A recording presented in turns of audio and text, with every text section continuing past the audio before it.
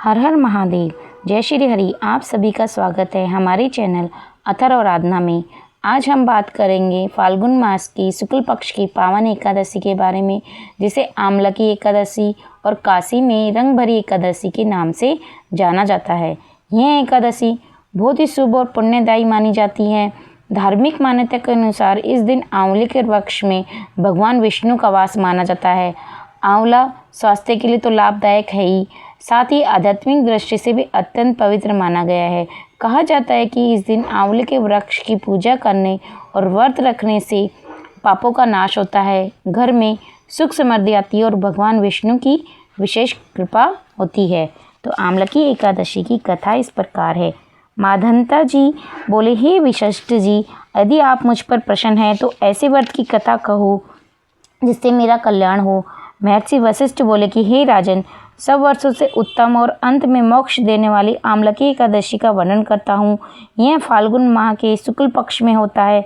इस व्रत के फल से समस्त पाप नष्ट हो जाते हैं। इस व्रत का पुण्य 1000 गोदान के फल के बराबर है। मैं आपसे एक पौराणिक कथा कहता हूँ, उसे ध्यानपूर्वक सुनिए। एक वैदिक नामक नगर था। उस नगर में ब्राह्मण, वैश्य, क्षत्रिय, शूद्र चारों वर्ण आनंदपूर्वक रहते थे। नगर में सदैव वेद ध्वनि गूंजा करती थी। उस जगह पापी, दुराचारी, नास्तिक आदि कोई न था। उस नगर में चैत्ररथ नामक चंद्रवंशी राजा राज्य करता था। वह महान विद्वान तथा धार्मिक था। उस राज्य में कोई भी दरिद्र तथा कंजूस नहीं था। उस राज्य के सब निवासी विष्णु भक्त थे। वहाँ के निवासी वर्ष से बालक तक प्रत्येक एकादशी का व्रत करते थे। एक समय फाल्गुन मास के शुक्ल पक्ष की आमलकी एकादशी आई। उस दिन राजा ने प्रजा तक, वर्ष से बालक तक सबने हर्ष सहित उस एकादशी का व्रत किया। राजा अपनी प्रजा के साथ मंदिर में आकर कुंभ स्थापित करके तथा धूप दीप नैवेद्य पंचरत्न छत्र आदि से धात्री का पूजन करने लगे।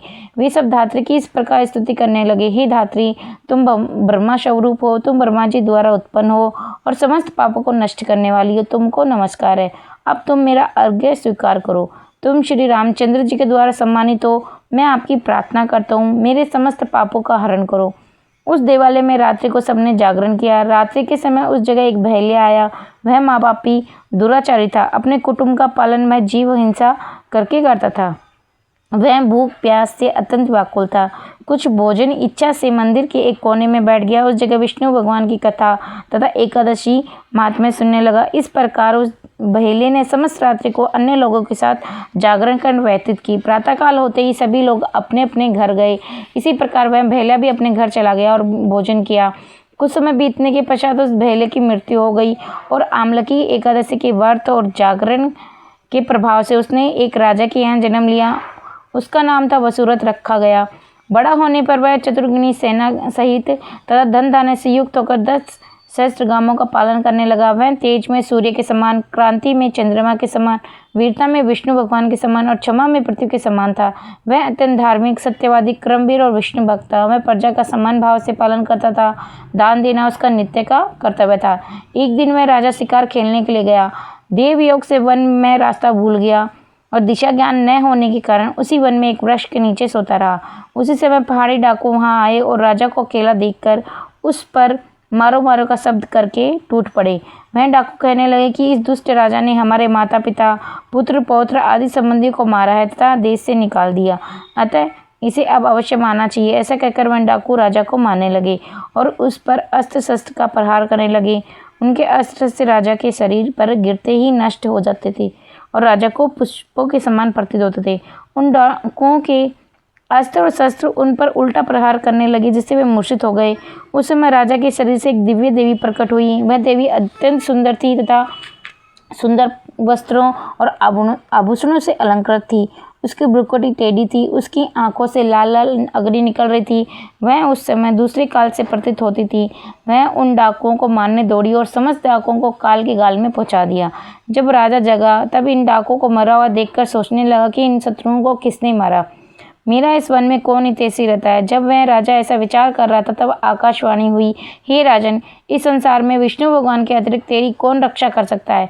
इस आकाशवाणी को सुनकर राजा अपने नगर को वापस आया और सुखपूर्वक राज करने लगा। महर्षि वशिष्ठ जी बोले, हे राजन, यह सब आमलकी एकादशी के व्रत का प्रभाव था। जो मनुष्य एक आमलकी एकादशी का व्रत भी करते हैं वे प्रत्येक कार्य में सफल होते हैं और अंत में विष्णु लोक को चले जाते हैं। रंग भरी एकादशी क्यों कहते हैं दोस्तों? इस दिन काशी में विशेष परंपरा निभाई जाती है। मान्यता है कि माता पार्वती के विवाह के बाद जब वह पहली बार काशी आई तब बाबा विश्वनाथ उनके साथ रंग खेलते। इसी कारण इस दिन इसको रंग भरी एकादशी कहा जाता है और यहीं से होली के उत्सव की शुरुआत मानी जाती है। मंदिरों में गुलाल अर्पित किया जाता है और भक्ति के रंग में पूरा वातावरण रंग जाता है। एकादशी हमें भक्ति, श्रद्धा और प्रेम के रंग में रंगने का संदेश देती है। इस व्रत की विधि क्या है?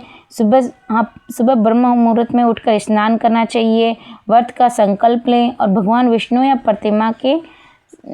विष्णु की प्रतिमा और चित्र के सामने हमें दीपक जलाना चाहिए। तुलसी पत्र और आंवला और फल अर्पित करना चाहिए। ओम नमो भगवते वासुदेव मंत्र का जाप करना चाहिए। यदि संभव हो तो आंवले के वृक्ष की भी पूजा करें और शाम को आरती और कथा सुनकर व्रत का पारण करें। जो लोग शिव भक्ति करते हैं वे शिवलिंग पर गुलाल अर्पित करें और हर हर महादेव का स्मरण करें। तो भक्तों, यह थी हमारी रंग भरी और आमलकी एकादशी का महत्व, कथा और पूजन विधि। अगर आपको यह जानकारी अच्छी लगे तो वीडियो को लाइक करें, शेयर करें और हमारे चैनल अथर्व आराधना को ज़रूर सब्सक्राइब करें। हर हर महादेव। जय श्री हरि।